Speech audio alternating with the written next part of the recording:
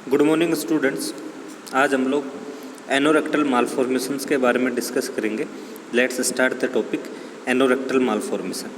Anorectal malformation means होता है abnormally in the formation, abnormality in the formations of anorectal area, कि जो anorectal area है उसके अंदर अबनॉर्मल फॉर्मेशन हो जाना ही क्या कहलाएगा, एनोरेक्टल मालफॉर्मेशन कहलाता है।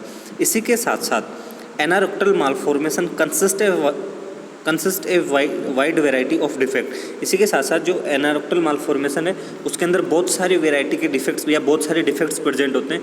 इन्वॉल्व डिस्टल एनल, जो एनल का लोअर एंड है वहाँ पे रेक्टल और यूरोजेनाइटल ट्रैक्ट के अंदर डिफेक्ट्स प्रेजेंट होंगे। And it involve an arrest on rectal descent resulting in absence of an anal opening.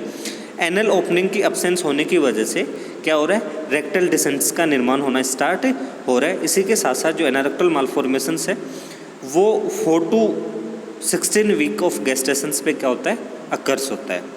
Next one है इसकी इटियोलॉजी। तो इटियोलॉजी अननोन होती है, अभी तक आइडेंटिफाई नहीं है, मोस्टली कंजेनाइटल हो सकती है।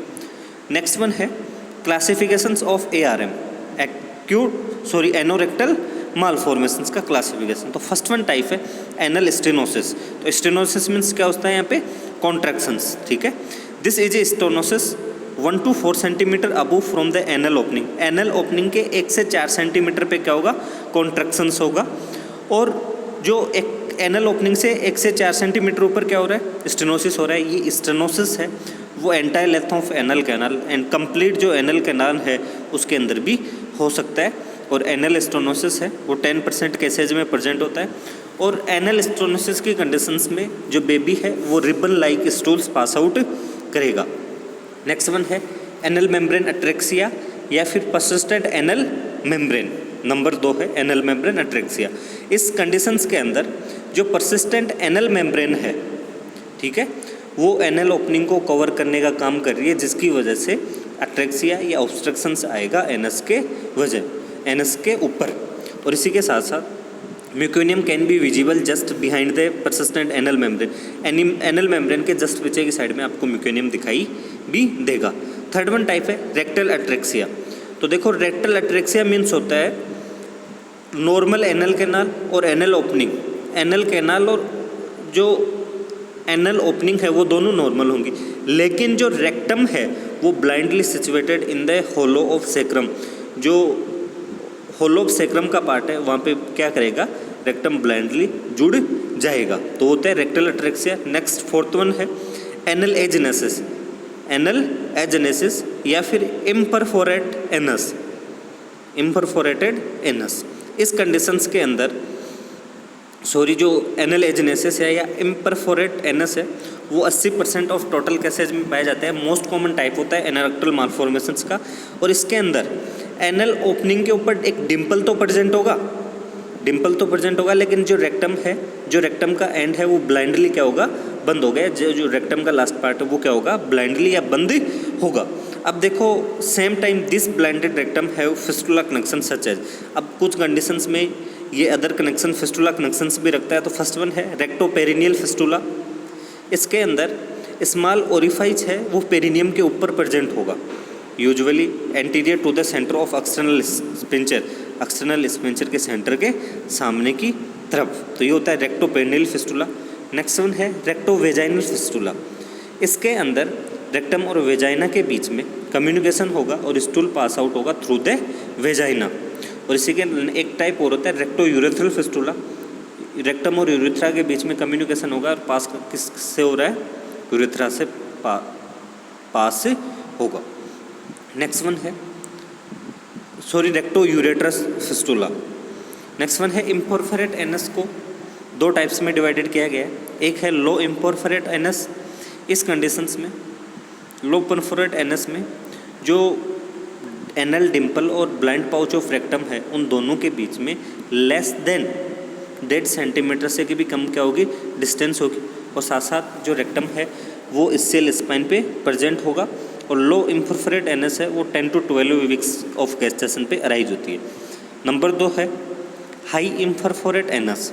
इसके अंदर जो डिस्टेंस है वो more than more than 1.5 centimetre होगी किस किस के बीच में, एनल डिम्पल और जो ब्लाइंड पाउच है रेक्टम का, उन दोनों के बीच में मोर देन 1.5 सेंटीमीटर। और जो रेक्टम है वो प्यूबोकोकिजियल, जो प्यूबिक्स और कोकिजियल लाइन है उसके जस्ट अबव की साइड में रेक्टम प्रेजेंट होता है।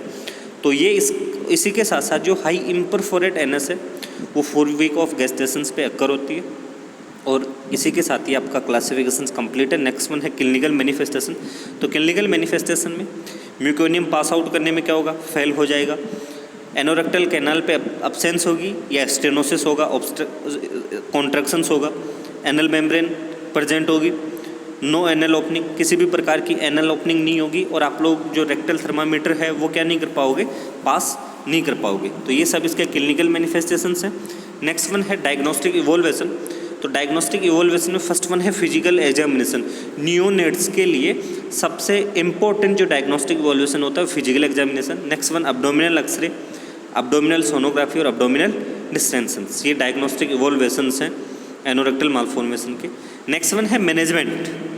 और मैनेजमेंट में फर्स्ट वन है सर्जिकल मैनेजमेंट। जो सर्जिकल मैनेजमेंट है वो डिपेंड करता है मालफॉर्मेशन, किस टाइप का मालफॉर्मेशन या किस टाइप की एनामलीज है उस पर।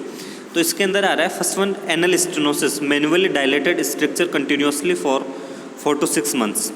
ठीक है, अब देखो हम लोग अगर एनल स्टेनोसिस की कंडीशन, तो हम हेगर डायलेटर की वजह से जो चिपका हुआ उसको हम लोग डायलेटेड करने की कोशिश करते हैं। और डायलेटेड कब तक कर सकते हैं, 4 to 6 months पे। नेक्स्ट वन है एनल मेम्ब्रेन एट्रेक्सिया।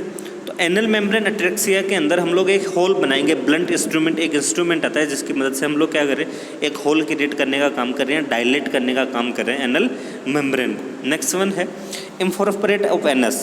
तो इम्परफोरेट ऑफ एनस में फर्स्ट वन है लो इम्परफोरेट एनस।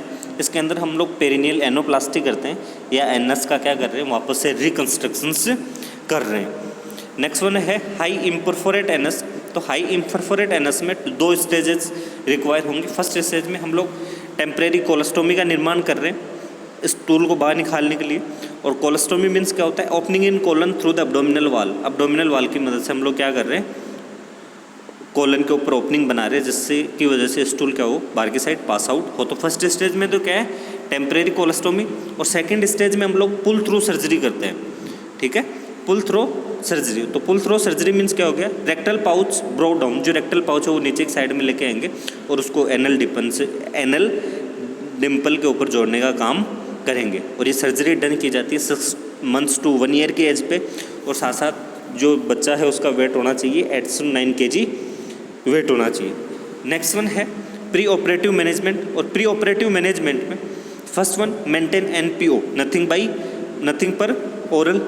जब तक बाउल साउंड रिटर्न नहीं होते तब तक आपको माउथ से कुछ भी नहीं देना है। IV फ्लूइड स्टार्ट करना है न्यूट्रिशनल रिक्वायरमेंट के लिए। एब्डोमिनल गिर्थ चेक करेंगे हम लोग, एब्डोमिनल डिस्टेंशन चेक करने के लिए, वाइटल साइंस मॉनिटर करने। Gastric depression should be by NG tube aspiration. NG tube aspiration से हम लोग क्या करें, जो भी गैस्ट्रिक कंटेंट्स हैं उनको बाहर के साइड निकालेंगे। Prepare family psychology. अब जो बच्चे की एक तो इन्फेंट सर्जरी से रिलेटेड और साथ साथ जो उसकी बॉडी इमेज डिस्टर्ब हुई है उससे रिलेटेड हम लोग साइकोलॉजिकली फैमिली को प्रिपेयर करेंगे और साथ साथ उनको सपोर्ट उपलब्ध करवाएंगे। नेक्स्ट वन है पोस्ट ऑपरेटिव मैनेजमेंट। तो पोस्ट ऑपरेटिव मैनेजमेंट में IV फ्लूइड कंटिन्यू रखना है, NG सक्शंस भी आपको कंटिन्यू रखना है एब्डोमिनल डिस्टेंशन से प्रिवेंट करवाने के लिए। ओरल फीडिंग हम लोग तब स्टार्ट करेंगे जब पेरास्टालसिस रिटर्न या जो बाउल मूवमेंट है वो क्या हो जाए, रिटर्न हो जाए। तब जाके आपको क्या करनी है, ओरल फीडिंग करवानी है। Give sideline positions, sideline position देंगे जिसके अंदर लेग फ्लेक्स्ड होंगे या फिर prone position in hip elevated. Hip क्या होगा, वो एलिवेटेड होगा। एक तो सर्जिकल साइट पे प्रेशर कम करने के लिए और साथ साथ एडिमा की कंडीशंस को कम करने के लिए हम लोग क्या करें, साइडलाइन या पोन पोजीशंस दे रहे हैं। सर्जिकल साइट है उसको क्लीन और ड्राई रखना है। मॉनिटर रेडनेस, स्वेलिंग और ड्रेनेज फॉर इन्फेक्शंस। ये किसके साइन हैं, इन्फेक्शंस के साइन मॉनिटर करने।